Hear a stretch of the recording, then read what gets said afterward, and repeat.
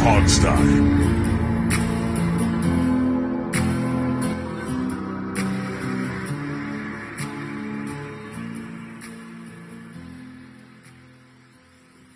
Hello, everybody. Welcome to the Hogstye. It is another great episode.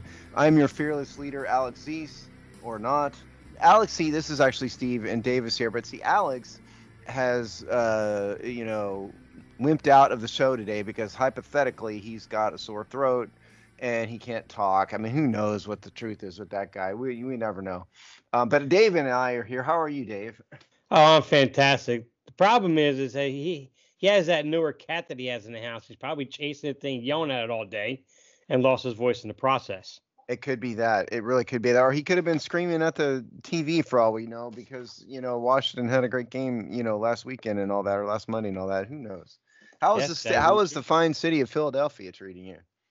Oh, well, I'm treating me just as per normal, but they are a bit quiet and down. And, and I'm a Phillies fan, so they are frustrating to me too as well. So there's a lot of things pulling the city down because there's so much potential there.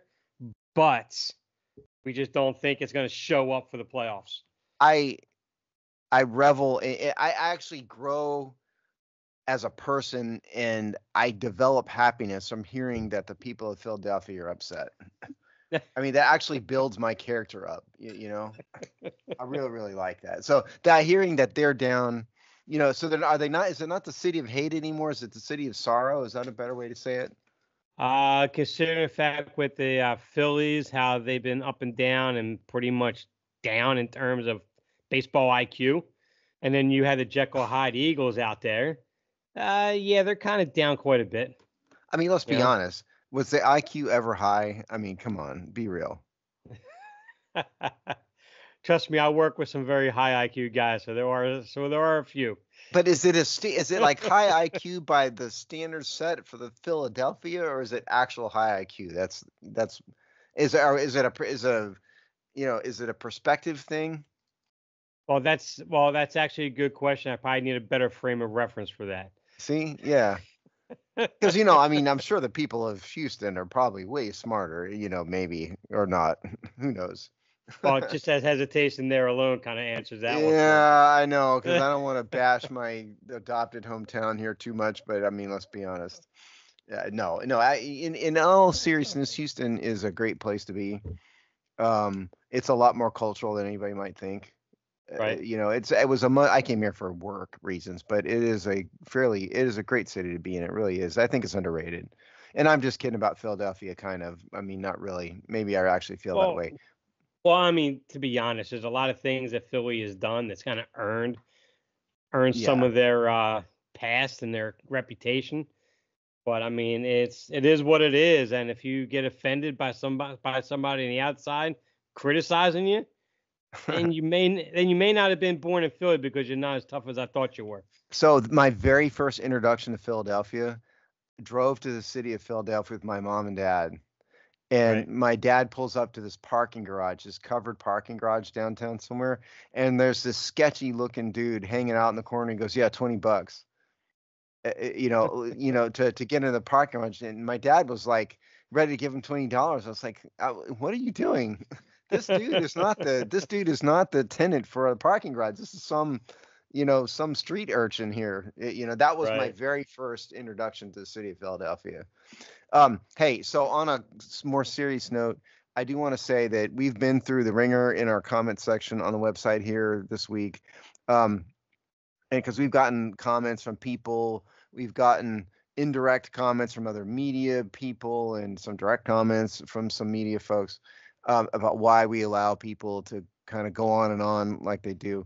And it's always been a free speech thing, before Dave, it was Alex and I kind of from the beginning. And Alex and I are dramatically opposed in many like political and views and whatnot, but we both agree on free speech. So we try to let everybody say what they're going to say, but it has gotten toxic. So we have thrown out some people, you know who you are. We've thrown out multiple iterations of the same person many times. And so we are going to clean it up, and we'd like to invite everybody there to come and enjoy kind of conversing with Washington fans. It's not always about football, but it is from now on, here on out, it is going to be less toxic, and it will be a decent place to be because I'm going to ride hard on it for a while until it really gets to where we want to be. So wanted to say that because like Dave, you've seen it, how awful it is, and all Yeah, that right. is over, and I'm going to start paying more attention to it. So I mean that's that. I mean that's part of the reason why I kind of just go in there and I try to start a conversation, but it's just derails real quick, yeah. and then all of a sudden it's like I get comments like, oh well, you're just writing for the hog side just to get notoriety, so you can kind of use that as a platform. I said, dude, I have a career, I have a life. I come to the hog side because I enjoy just talking about and covering the team the best that I can, the team that I root for. I couldn't care less about if you give me money or not. That's irrelevant. Newsflash for all the people who say stuff like that. We are not professionals at this. I Right. think we're better than some professionals in certain ways, That's but absolutely true. this is a hobby for us at the end of the day. Okay, we do this because we enjoy talking about football and writing about football. It's all it is. So okay, enough of that. I just wanted to get that out there because that has come up this week. So the real big news is the fact that Washington dramatically outperformed on Monday night against Cincinnati. So I want to read the stats, get that out of the way, and then Dave, let's go into your thoughts immediately about this. We'll start on offense, but stats wise. Jane Daniels is 21 for 23, 254 yards, 2 touchdowns, two sacks for 6 yards, quarterback rating of 141.7. Wow. Rushing, Jane Daniels was the leading rusher, 12 for 39. Austin Ekeler, 3 for 35. That's 11.7 average. Brian Robinson, 16 for 33. That's 2.1 average. Jerry McNichol finally got his first carry of the year, 1 carry for 1 yard. Receiving wise, Terry McLaurin was 4 for 100 with 1 touchdown along with 55. Luke McCaffrey, 3 for 44. Zach Ertz, 5 for 38. Noah Brown, 3 for 29. Austin Ekeler, 2 for 22. De'Ami Brown, 2 for 16. Brian Robinson, 1 for 4. Trent Scott, yes, we said Trent Scott. We'll get to that. 1 for 1 and touchdown. On defense, Bobby Wagner, 8 tackles, 7 solo. He led the way. Frankie Luvu, 7 total, 3 solo. Mike Sandersill, 6 sacks. It goes down from there. And there were no punts whatsoever by Trent Way. We'll get to that. Okay, on Cincinnati side, Joe Burrow, 29 for 38, 324 yards, 3 touchdowns, 2 sacks, quarterback rating 127.2. Cincinnati's leading rusher was Chase Brown, 7 for 62, 8.9 yard average. Jamar Chase was 6 for 118, along with 41, 2 touchdowns, and it goes down from there. Okay, Dave, I think we need to start with offense. So let's start with Jayden Daniels. Obviously, he had a tremendous game. What are your thoughts? When it comes to Jayden Daniels, obviously, yes, he had a tremendous game. It was kind of his coming out party, primetime game. When's the last time we saw this team perform this well, this cohesive on the offensive side of the ball anyway, for a Monday night game? I mean, I can't even recall the last time. It's been so long ago. But there were 2 things that really stood out to me for Jayden Daniels. I'm going to jump right to that touchdown pass to Terry McLaurin, where it was, I believe, it was 3rd and 7 at that time. And in that drive, for whatever reason, Cliff Kingsbury, probably the only point of the game where he struggled a bit in terms of he was delayed in getting the play calls. You saw the frustration in Jayden Daniels trying to get the play in quickly, trying to get the team together up to the line. And that last play, they only had 10 men on the field at that time, not even a full 11. You had Luke McCaffrey trying to figure out where he's supposed to be, so he's trying to get in where it needs to be while he's making the calls that needs to be called for up at the line, and at the same time recognizing it's zero coverage, and you got McLaurin one-on-one on the outside, so he knows where his target's going to be, and then he knows the rush is coming into his face. He manages all that, stays poor, drops a beautiful dime to McLaurin for that touchdown. I think that right there kind of really, all that encapsulates the game that he had in one play right there. He looked like a pro. He looked like a veteran. Yes. That play you're talking about, I noticed that too. I mean, a lot of stuff was going on. A lot of rookie quarterbacks cannot process like that, and we'll get to quarterbacks, I think, a little later in the show. But to me, this was the game that we were waiting to see. From the play calling aspect, they opened up the offense a little bit.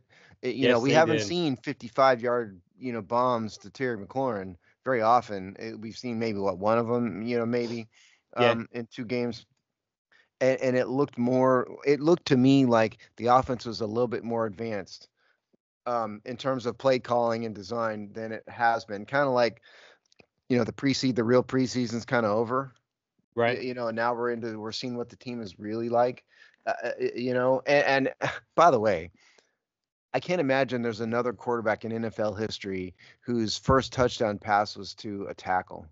Yep. Yep. I mean, I didn't look it up at all. Okay, I mean, I don't. This is not a real stat. But I cannot imagine that is the case for anybody else. How is that And possible? and who keeps the ball? The You're offensive probably lineman for the first ever touchdown, or the rookie quarterback? Obviously, right? the rookie quarterback should get the ball. But I gotta no lie though, I'd be upset if I was the tackle and I got the one touchdown I'm ever gonna get in my career and you won't let me keep the ball. Right. That it would. I get it. He's the star quarterback, but I might make a case for myself if I was Trent Scott. Well, I'll say this though, which speaks to his character, because when you go to when Caleb Williams had his first career touchdown pass to Roma Duze in Chicago, right away Caleb Williams came right up. He wanted the ball, and they were jabbering back and forth, right? For good reason. They're both rookies, right? In this situation, Trent Scott, his first ever career reception and for a touchdown, Jaden Daniels didn't even. I mean, he just kind of let him do it. Allowed him to do his thing, didn't interfere with it, went right to the sidelines and everything. And you never saw anything of Jaden Daniels kind of come up and say, "Hey, listen, man, give me that ball." Not once. So that kind of speaks to his character in my mind. Maybe I'm blowing up a little more because he's on my team, maybe. But still, either way, I'm going to use it anyway. You might be, but yeah, you might be, but I think the macro point you're making here is we've seen no attitude from this guy at Yes. all. He doesn't have, like, RG3 had kind of a holier than thou a little bit attitude even as a rookie, and that's not a great term to use, but like he came in there knowing he was the star and he acted like it. Yeah. Even when we were all his fan in 2011 that year, he still kind of acted, I don't know, Well, pretty he was. arrogant. Well, he was also entitled quite a bit by the owner, which didn't help. Yes. So, and Eh, that's what. yeah, that's right. But in this case, Daniels is the opposite of that. He's shown Yes. he's been very humble, even by NFL standards. He's been humble. I do want to point out one stat. So, for Daniels, yards per attempt. Tampa, game 1, week 1, 7.7 yards per attempt. Giants, 7.8 yards per attempt. Cincinnati game, 11 yards per attempt. And that is with the first game he had. He's been pretty even with the attempts per game, 24, 29, and then 23 against Cincinnati. But his completion percentage has gone way up. We should mention that the 91% completion percentage was the highest in NFL history for one game for a rookie. Yep. Which is amazing to me because I would have thought there would have been somebody had like 3 passes and completed in 1942 or something, but apparently not. And so that is, and if you're talking about rushing attempts, 16 rushes in game 1, and now he's down to 10 and 12, and so that's less, and I think that's good because he's a great runner, but I don't really want to see him on too many more rushes. We want to see him passing from the pocket. Right. And that's a beautiful thing about Jaden Daniels that I'm seeing right now. For as good of a runner as he is, he's a better quarterback. Yes, well, that is the point. And I always thought, Yes. I mean, in college, I thought his film showed he was not just a runner. Like Right. I watched Johnny Manziel, and you could tell Johnny Manziel immediately. Forget the drugs. I'm just talking about on the field. Johnny Manziel was not an NFL quarterback. Johnny Right. Manziel was a one look or half a look and go, boom, and it works when you're at A&M playing TCU or whatever, Southeast Louisiana State.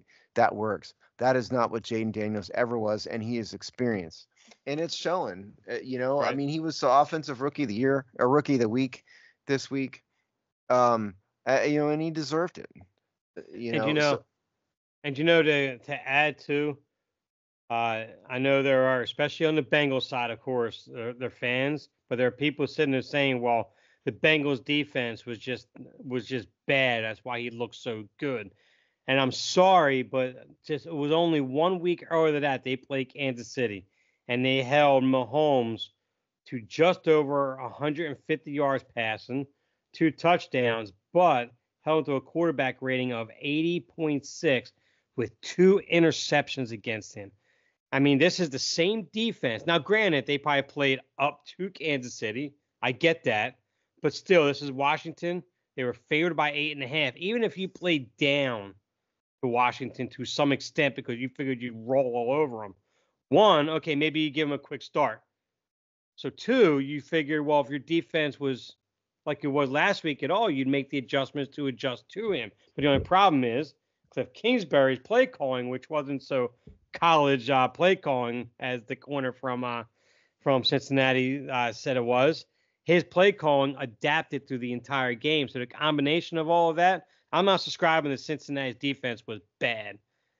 They may have had a bad night, but they were completely dominated by this offense by all phases of the game. Yeah, I think it's fair to say that they probably underestimated Washington and weren't really Sure. prepared for what they saw, but that's on them.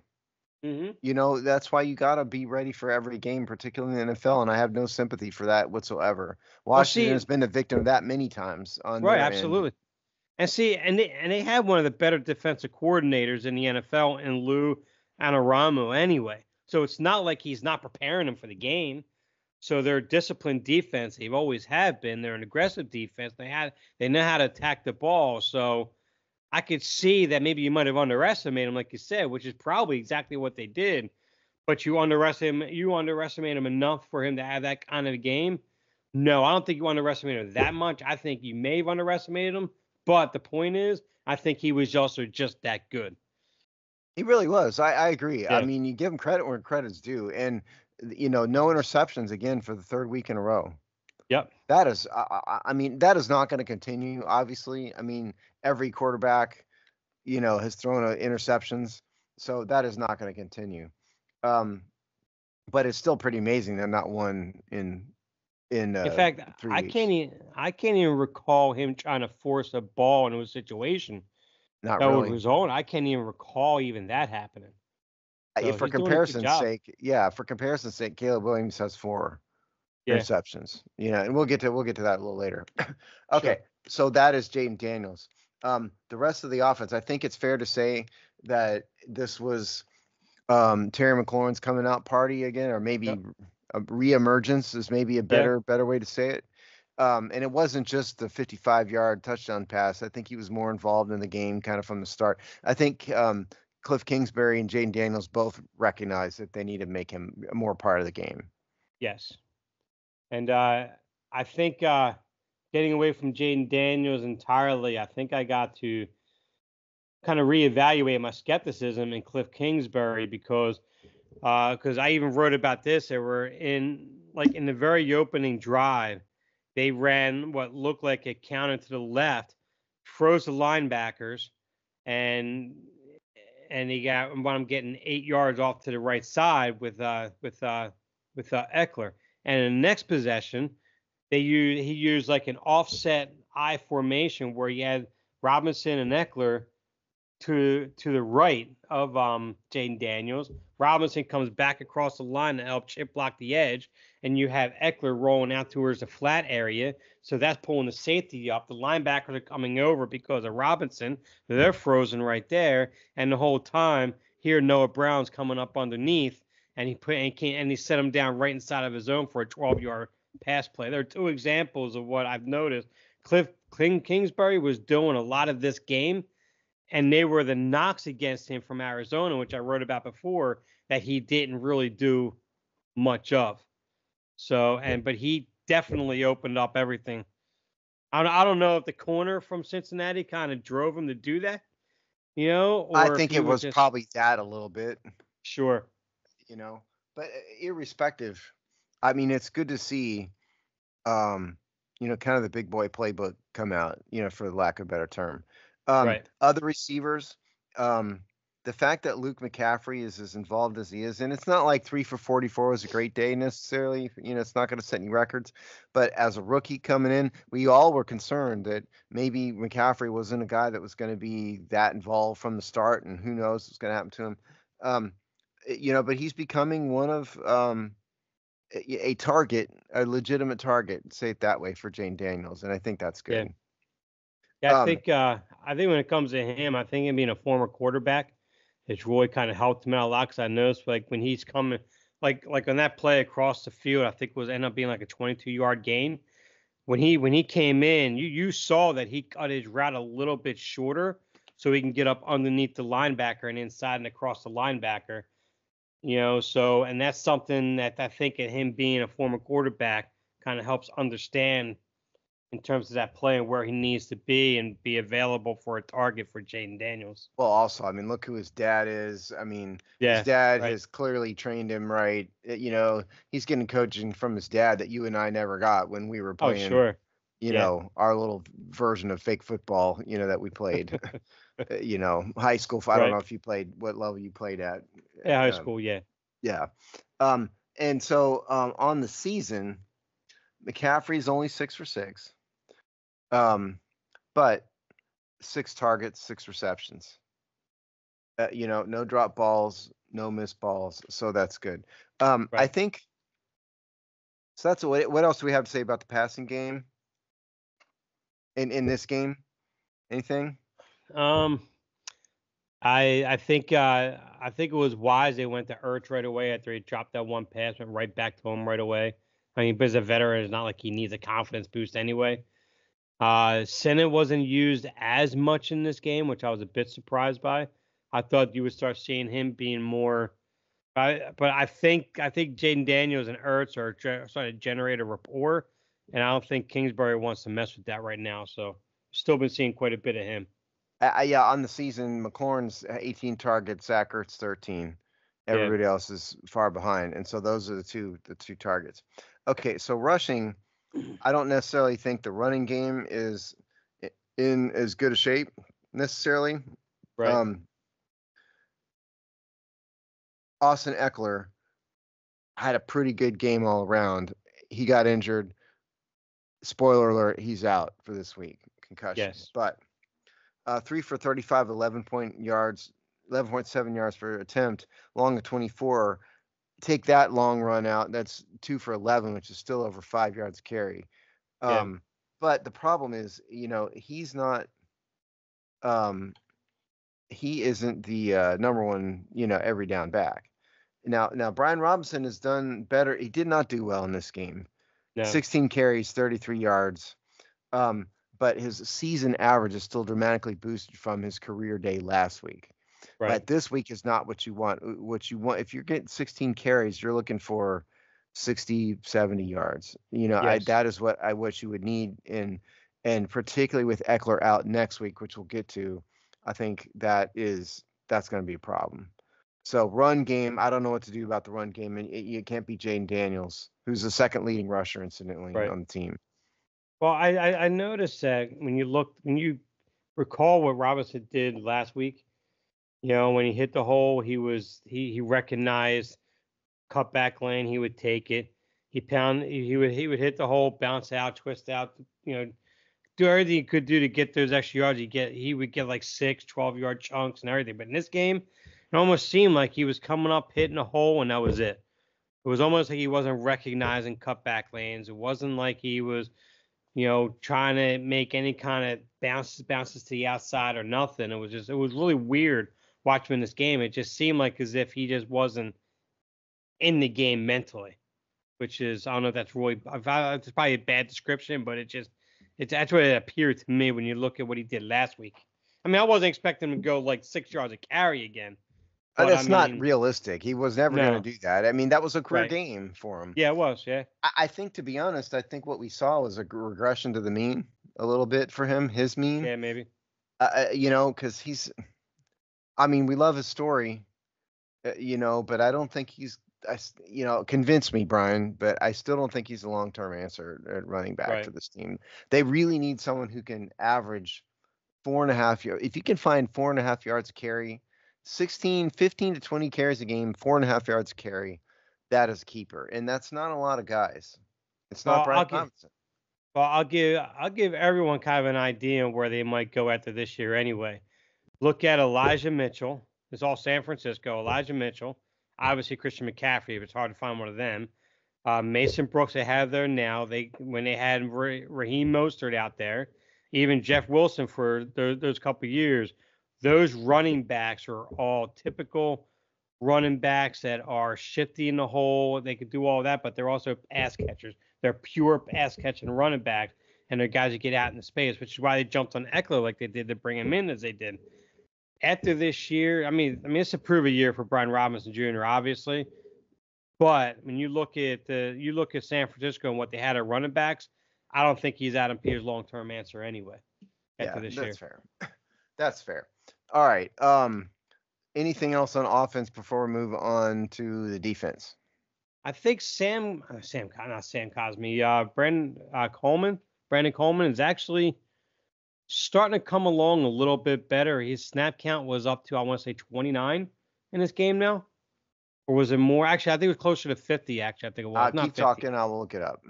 But he actually had limited pressures allowed from his side, and he was going against I can't recall the edge rusher on that, but he was a Pro Bowler last year. Hendrickson, right? Henderson, yes. Yeah.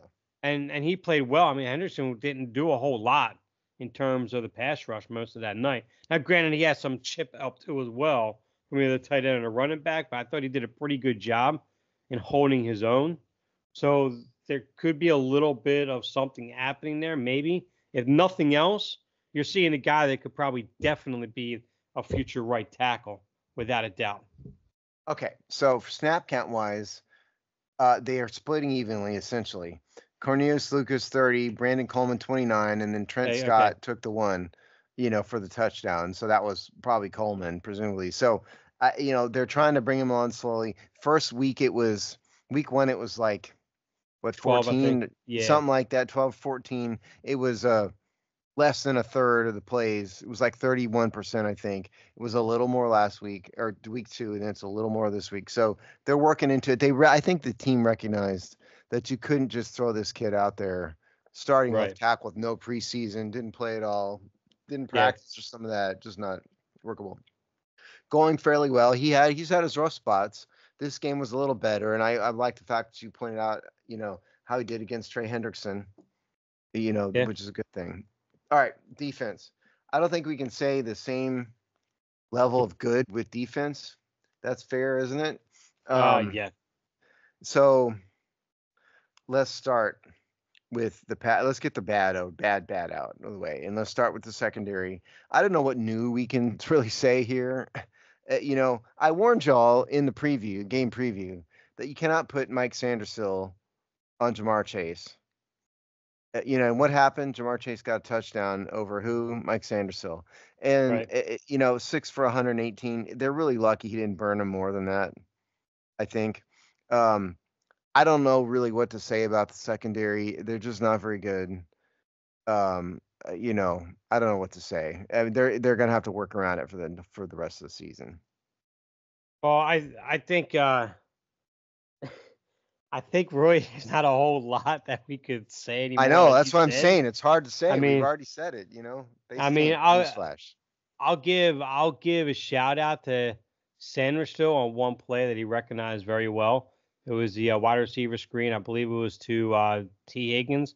He recognized it, came up. Yeah. So I'll give him that. He seems like he's very slowly starting to slow the game down a little bit for himself, and he's performing a little bit better. But he's not an outside corner. He's not going to be an outside corner. And then when you see St. Juice out there, it's just, I know he's going against either T. Higgins or Ja'Marr Chase, man, but I'm sorry, but you want to be a number one corner, you have to do a better job and contest the ball more on like that 41-yard touchdown bomb to Chase. I'm sorry. You got to be able to contest that at some point. I mean, you cannot leave an average corner like Benjamin St. Juice matched up against one-on-one whether press man or not, Right. against an elite talent like Jamar Chase.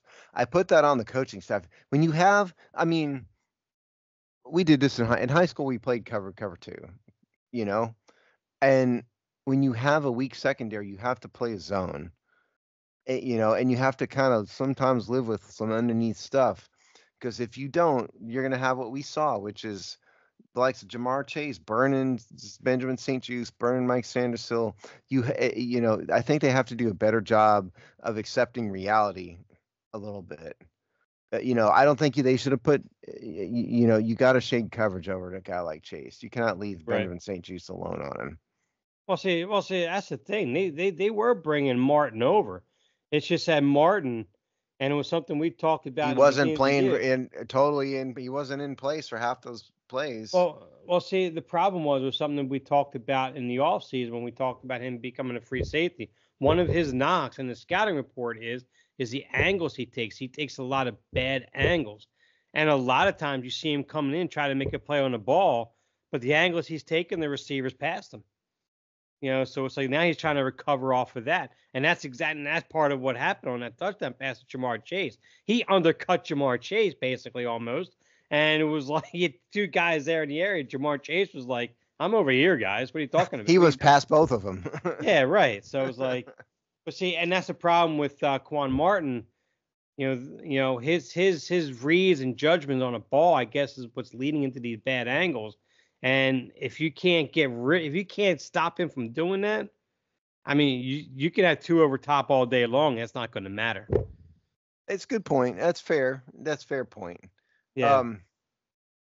I don't know if it's going to get any better anytime soon. And granted, they're No. not going to face the likes of Jamar Chase every day, every week, rather. Not every Right. team very few teams have that. But nonetheless, I mean, we've seen them get taken advantage of for 3 weeks in a row now. Yeah. I Maybe don't know what to tell you. maybe they need to make a call to Xavier Howard. He's still out there. Somebody. Hey, And part of the reason is that there's time to make these plays. Okay, why is there time to make these plays? Well, that's in part because the defensive line is not always doing a great job. So, Dave, I know you mentioned this, so why don't we start on the defensive line?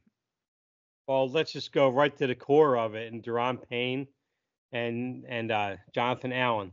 These guys have a combined for the season to include this week combined tackle between both of them of 7 combined combined tackles altogether. Total tackles like 7, and both of them.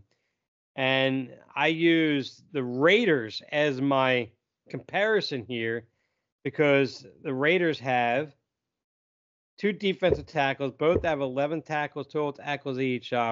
One defensive tackle, Christian Wilkins, who is a veteran who's being paid about $18 million a year on average. And then Luke Masterson, who's getting paid just under $1 million against the cap this year. So you have these two guys impacting the game the way they are. Now, granted, the Raiders' run defense isn't great because they have a lot of other issues going on defensively, but they make an impact in the middle of that defense. And they are both outperforming two of the highest paid tackle tandems in the NFL, who are expected to have these numbers you see from these two guys are the numbers they should be having. And we're getting gashed up the middle because they're just not making any impact at all. Period. They've been non-existent all season so far. Yeah, I don't necessarily think the Cincinnati Bengals exactly have O.J. Simpson and Earl Campbell back there either. No, I got Zach Moss for crying out loud. Yeah, and Chase Brown. Yeah. Those two guys are not, surefire Hall of Famers, and they're going to face teams that have dramatically better running games. Right. So it's gonna have to get better. And from a pass rushing standpoint, Washington has 4 sacks on the year. That's it in 3 weeks. And granted, I mean, I get it. It's not relevant statistical sample. It's only 3 games, but that is tied for 30th in the NFL. Well, see, you know what the frustrating part about that is? It's a 3-game sample, yes. Most of these offenses that they're facing, offensive lines, and throughout the entire league, they're still trying to come together as a cohesive unit right now. So that means there's situations you could take advantage we're supposed to be stud defensive tackles, should be able to take advantage of these offensive lines that are not at their not at their peak playing performance yet, still making mistakes. They should be able to take advantage of that interior, but they're being blown off the ball. Now, Washington is a little bit higher in the stats in pressure percentage. And so those of you who don't know what that is, pressure percentage is total quarterback pressures per dropback. So hurries plus knockdowns plus sacks per dropback. And they're at 21%, which is kind of lower middle. For perspective's sake, the Dallas Cowboys are number one in the NFL at 41%. And the worst team in the NFL is Carolina at that. No surprise. So Washington's like, I didn't count this out, but like 20. It's something maybe 20, 21, 22. So a little bit better. But that just tells you they're not getting home. And that bears Right. out. And, I mean, again, last year, those two guys had sacks. Daron Payne got sacks. And I think something's going to have to change when they face better teams.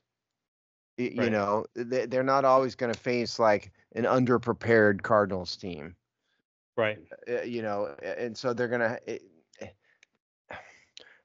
You cannot rely on an offense to score 38 points every single week. That is not going to happen. We're all happy that happened this time. Great. But that is not a realistic pace to keep up. And you can't give up 28 points a game every single time. Washington is, I got it right here, 29th in the NFL in points surrendered. That's not a recipe for success. Right. So let's talk a little bit, and we probably need to move on here. Last thing, linebackers. Any new observations on the linebacker core? No, they were pretty active. I thought that they did well to clean up what the defensive line would continuously let through. I mean, granted, I mean Wagner is still kind of somewhat of a shell of himself, so he's not going to be a We knew that the though, sideline right? guy. Right? I mean, Yeah, we knew we that. should have recognized that if we didn't. Yes. Right. And Luvu had, I mean, I think he's putting together a very, very good season so far, and I think he's definitely going to put a stamp on the fact that he probably should be here long term, potentially so far. That's only 3 weeks in, so we'll see how that goes going forward after that. But as far as the linebackers, I didn't think they were terrible. No, I didn't either. Yeah, I don't. To be honest, I don't think we really learned much about him. I mean, Frankie Louvu's been a surprise in a positive way for me, and he's made his plays. He's made an impact. Okay, before we move on, we always have to do game balls in this game. So in every game. So I'll go first to give you just a second. On offense, I think it was Jayden Daniels' day. 91% completion percentage is ridiculous in the NFL, especially for rookies. So he's my offensive. He gets my offensive game ball. Defense is a lot harder. It really is. Right. What do we do here? Oh God, I'm gonna give it to Luvu. Maybe by default. Right. Who are your game balls? Myself, instead of being the same on offense, I'm going to go ahead and give the offensive game ball to Cliff Kingsbury. Okay. Because right now the way he called that game, he's definitely going against my skepticism, and I really hope by season's end, people could tell me just to shut up because I'm an idiot. I have no idea what I'm talking about. I really want that to happen. I truly do. And on defensive side, I'll give it to Sanders still because of that one play recognition he had. And I think he's slowly making progress on being a pretty good player in this league, but he still has a long way to go. He did get burned by Chase, but yeah. I mean, come on. Yeah, it's. He's a slot corner trying to play outside, Yeah. All right. Yeah. So we'll move on. This week's battle against the Arizona Cardinals is a late afternoon game for those of you wondering. Let's just do injury report right now to get it out of the way before we get into the numbers. So injury report,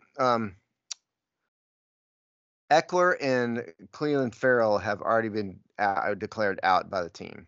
So those two guys, Ferrell is a knee, Eckler is a concussion. And for those of you who don't know how the concussion protocol works, you're out once you have a concussion. Then you go to see another doctor who will clear you to get back to practice. And then after you practice a while, you go back to the doctor again, and that doctor will clear you for the game. Because the team already declared him out already on Wednesday, that means to be honest, I think it probably means it's a worse concussion than some others, Mm-hmm. because like they know there's no chance already. He's not going to be even practicing. So that is that. Other injuries are Sam Cosmi has an Achilles. He was a DNP. Jameson Crowder, just a veteran rest day, no big deal.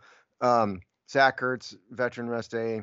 Clint Farrell, Quan Martin, a limited elbow. Benjamin St. Juste, limited chest. Manuel Forbes, full practice, has thumb injury, and Johnny Newton, full practice, has foot injury. And on the Cardinals side, um, the bad injuries on the Cardinals are Trey McBride, tight end, and Tonga, the defensive lineman, knee. And then the other ones are kind of banged up. Buda Baker, Kelvin Beachum, Dennis Gardick, Marvin Harrison Jr. has a quad injury, limited, and Dante Stills. So that's injuries. Okay, so I like to start with this. In studying the numbers and doing my preparation and preparing for the game preview and everything, kind of dawned on me that the Cardinals are a fairly similar team to Washington in terms of their results. Mm-hmm. Even the quarterback they have, mobile quarterback. Um, a lot of their numbers are the same. Kind of in the same general category statistically as Washington.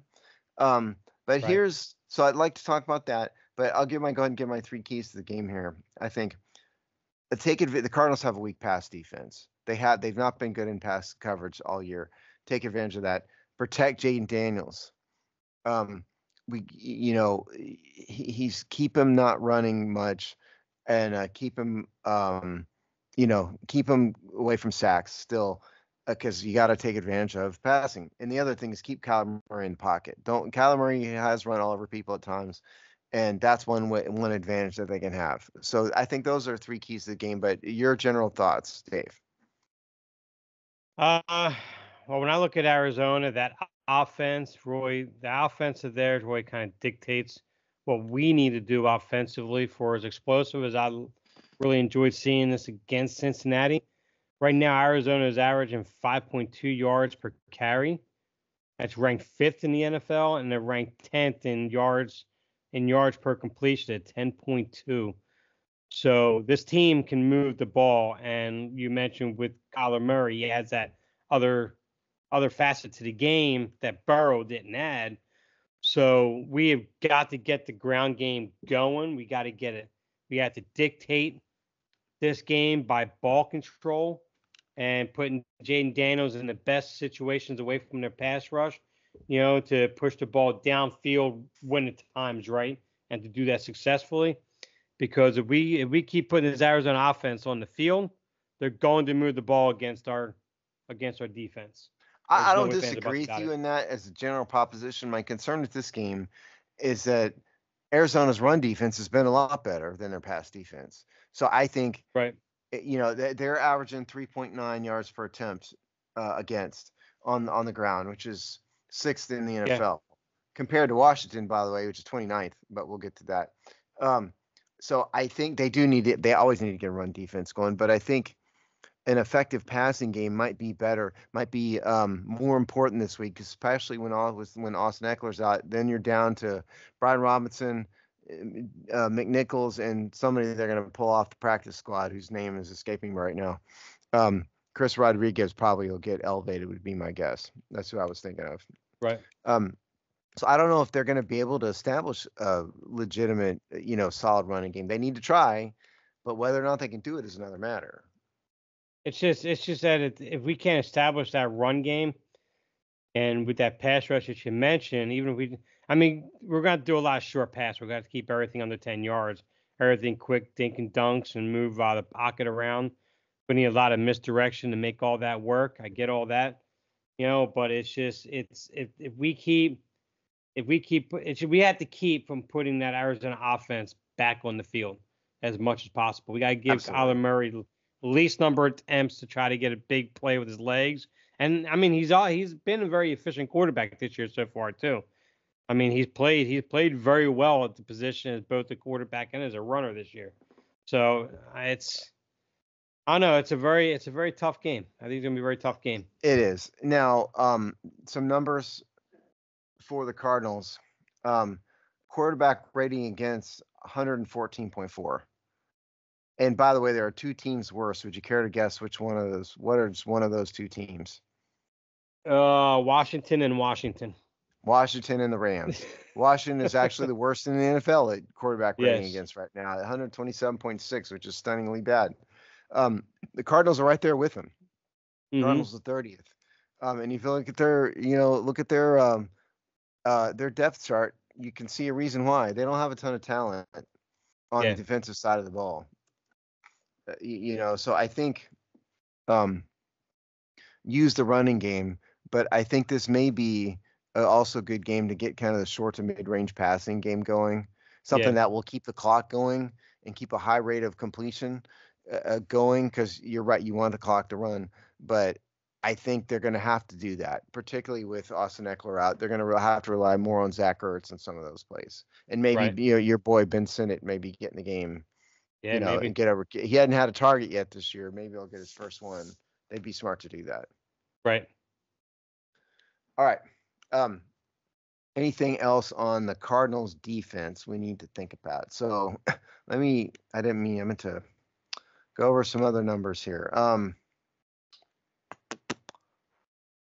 Sorry, I got my chart all mixed up. Okay, so just to demonstrate how bad they are, the Cardinals are the worst in the NFL at opposing completion percentage, 75%, which is Okay. stunningly bad. That is terrible. That is stunningly, stunningly bad.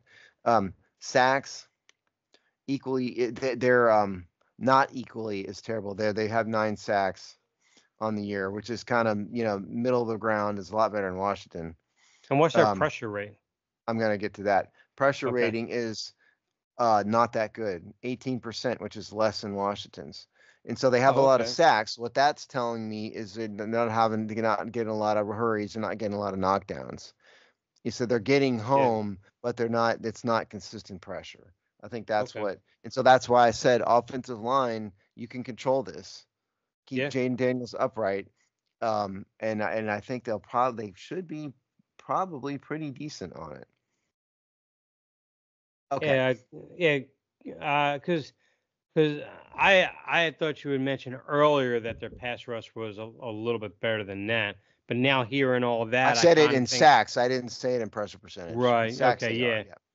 So I kind of would have to shift a little bit on a little more on what you're saying, but keep everything short, intermediate passing. That make that the extension of your run. And Yes. then with that, then you can actually open up more running lane to try to get something going with the run.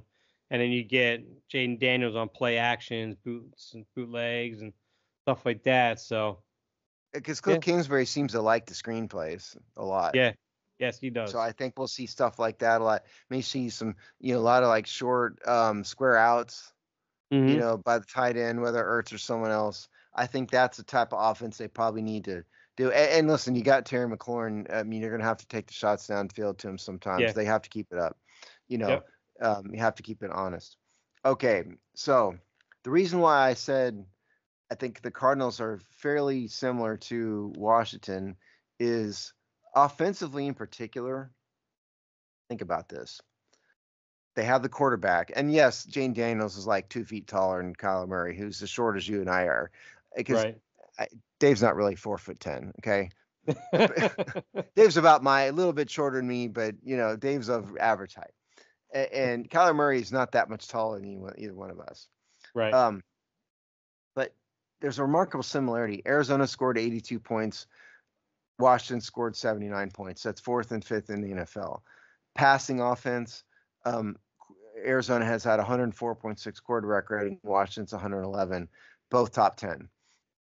Rushing offense, we're averaging 5.2 yards per carry, which is pretty darn good, really. And some of that is Jaden Daniels, or I'm sorry, Kyler Murray. Yes. Right. Um, James Conner is not having a terrible year. He's having a decent year. I would say he's the principal of 46 attempts, 189 yards. That's 4.1 yards per carry. Murray has had 15 carries, 161 yards. It's 10.7 yards per carry. That's what's boosting the average a little bit is Murray.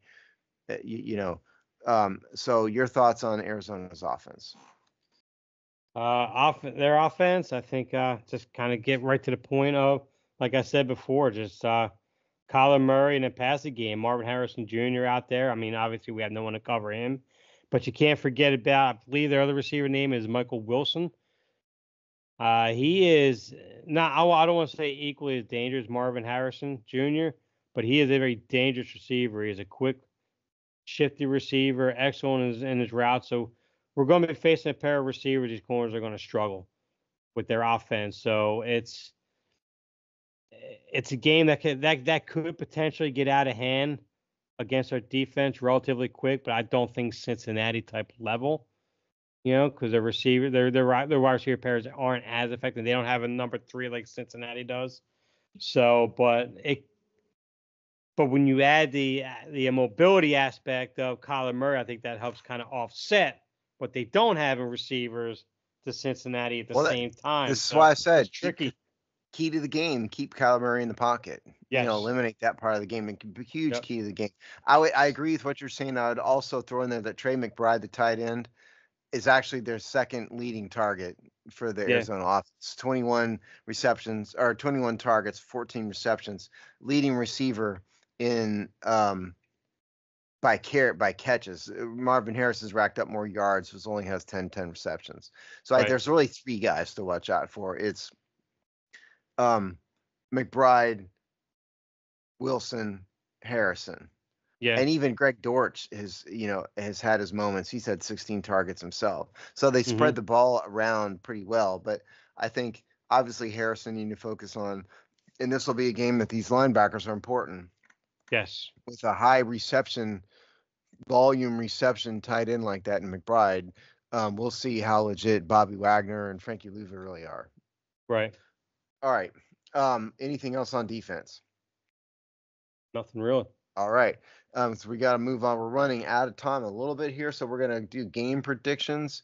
I had to go first for the game ball, so you go first for the game predictions. All right. I think this will be a 26-24 win. And I think Jayden Daniels is going to just continue not turn the ball over, get another touchdown pass with another touchdown run. I think he's going to have another big game against his defense. Yeah, I predicted pretty close to you. I'd already written it out here for my written game preview. I said 31-24.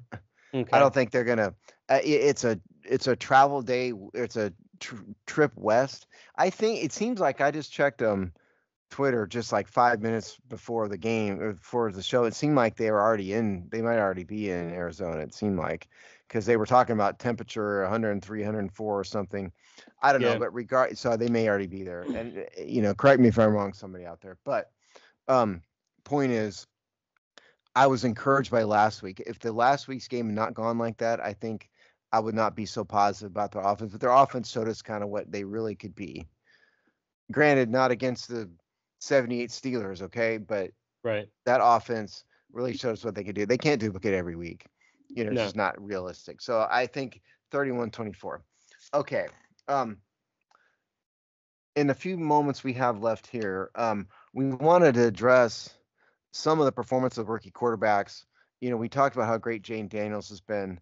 Some of his numbers. So he is. I lost my chart here. Where is it? Oh no. Passing. Here we go. He's actually 4th in the NFL in passer rating, 111.8. Sam Darnold, 117.3. Unbelievable what that guy's doing in Minnesota. Kyler Murray's 104, but you have to go all the way down to 28th, Caleb Williams. So let's start with Sam Darnold. You mentioned him before the show, Dave, about what he's doing in Minnesota. So thoughts on the quarterbacks in general and Darnold in particular. I think O'Connell, our former OC, has done a fantastic job on putting him in positions that match up with his strengths. And he's been playing like that 4th overall pick that the Jets spent on him for, and everything is focused around play action. Everything's focused around him keeping everything within 10 yards, opening everything up, going deep, and it helps when you have a guy like Justin Jefferson to throw deep to. So I mean that kind of helps, He but might be the it's best receiver in the NFL. yes, very close. Either between him and CeeDee Lamb. Right. Yeah. So, but I mean, now granted, Darnold, I think if you look back at his past, this might actually be the first time he's actually had offensive weapons around him with an offensive line in front of him. So we're seeing what he can be when he's protected and when he has the weapons to throw to. Yeah, there's also just a lot of bad juju with the Jets. Well, that's true. I mean, the Jets are just horrible. The Jets and Washington are the two places where quarterbacks go to die.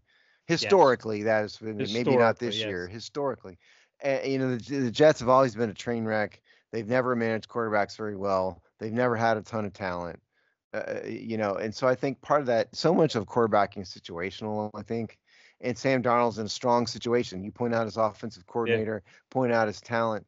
I mean, a lot of these quarterbacks have talent and have the ability to do it. They just need to have the opportunity to do it. And I think that's what we're seeing with Darnold. Now, the In opposite end of fact, that, yeah, go ahead. to piggyback on your point with the Jets, I mean, look at Geno Smith. He was terrible for Perfect. New York. And he Perfect goes out to example. Seattle and he's earned a contract extension. He's borderline a Pro Bowl quarterback out there. I mean, it's just it's amazing, Well, hell, take Brock Purdy, Mr. Irrelevant, and right? they put him on a Super Bowl quality team caliber team. The guy he's got a quarterback rating of 109 this year, which is Right. sixth in the NFL. 72% completion percentage, just ridiculous what that guy's doing. The opposite end of that, of course, is Caleb Williams, who's been terrible. You know, 65 quarterback rating, a 59% completion percentage, more touchdowns than interceptions than TDs, four interceptions, two TDs. What is the problem with Caleb Williams? Well, see, I'm going to go back to JT O'Sullivan in the offseason because he had Jaden Daniels as the best quarterback in this draft. And the one thing that he has said about Caleb Williams is if he doesn't stay within the system and he doesn't stay structured within the system he's behind and not trying to make everything off schedule, trying to extend the plays and coming back. It's just he's trying to be like Patrick Mahomes off scheduled all the time, like he was at USC. And right now, you're going against linebackers that are much faster than when he faced out in the Pac-12. He's going against elite edge rushers that are constantly, as he's rolling out, they're right there on his tail. So that part of his game is ineffective. That part of his game since now has been taken away. Now you see what he's becoming when you take a part of his game away and he's unable to adapt. Will he eventually adapt? Maybe, probably, most likely. In Chicago, I'm sure may just figure something out. But right now, he hasn't been able to adapt to what the NFL's been throwing at him, and he still just keeps trying to do the same thing over and over and over again. Yeah. So I like the Mahomes part of him in college, Yeah. and I thought it would work better in the NFL. It just isn't so far. But Right. it's early. I mean, no, look, none of you can't judge rookies in 3 games. No, And you can't absolutely. judge Jane Daniels in three. Jane Daniels is for as good as he's been, has not proved he's going to be in Pro Bowl yet. Yeah. Caleb Williams hasn't proved he's been a bust. So all we can go on is kind of what we've seen. Certainly something needs to change. Yeah. Okay. Last thing, because we're kind of running out of time here. We wanted to mention, and this is no joke, no, it's kind of a sad thing. We wanted to mention that Brett Favre announced that he has Parkinson's disease. I guess there was an interview or something. I didn't see it. Was there an interview, Dave? Yeah, there was. I didn't see it either, but yeah. Okay. So yeah, I read that in the interview he exhibited signs of Parkinson's, and he talked a little bit about some of the signs he'd seen. He talked about how he had having trouble with his right arm, like he couldn't put a coat on, Mm-hmm. and some things like that. Um, I mean, you have to automatically just kind of run over to. He played 297, I think, straight games, took a ton of sacks. Is that I mean, we're not medical professionals here. Does that have an impact on Parkinson's? No idea, but you kind of have to Right. wonder if it's linked. Yeah. So, and by the way, I mean, there's some just gross, stuff about, Favre out there. People, I wouldn't say cheering it on necessarily, but not being overly sympathetic about it. Well, this is the toxic nature of our politics and our society. If you lean politically to one side, and and you stay firm to that, then the other side is going to say, well, you deserve that. Well, you got the Parkinson's because you know what? Because you're such a bad guy for being this and that. And I'm like, come on. So you don't agree with him on what he is politically and other social matters. That's fine, whatever. When you're dealing with something like this, grow up and Yeah, understand what's affecting him in his life right now and doesn't his mean he family too. deserves Parkinson's because he's a conservative Republican. It's Right. crazy. I mean, maybe step off the curb the wrong way and maybe blow out his knee or something. Cheer something That's like okay. that. That's okay, That's right? You gonna admit okay. to that? Yeah, but in all seriousness, man. I mean, the guy's got a debilitating disease. He's going to have to deal with now, and it's not something to Yeah, it's laugh sad about. to say. We certainly wish him the best. And like Absolutely. I saw like Jen Sturger, I saw it posted something. If everybody remembers who she is, Jen Sturger was the Instagram model or somebody, for lack of a better term, that was in the crowd at like a Florida State game, and then she ended up being a sideline or like a front office somebody for the Jets, and alleged that Favre approached her in inappropriate manners and sent her pictures and stuff. Yeah. And she made some snarky comment. I mean, just girl. I mean, I get it. He did maybe acted inappropriately, but I mean, let it go. It was years ago. Right. You don't need to say anything. So anyway. So we wish that's enough of that. We wish Brett Favre all the best, irrespective of his political leanings. Certainly, we wish him the best, and it's sad to see. So, Absolutely. Yep. yep. All right. So that's it. So we've got a game Sunday afternoon, late afternoon in Arizona. So that will mean it's finished at what 7 o'clock on the East Coast for you guys out there, Right. and we'll root for the best, and then we will see you next week. All right. Later, guys.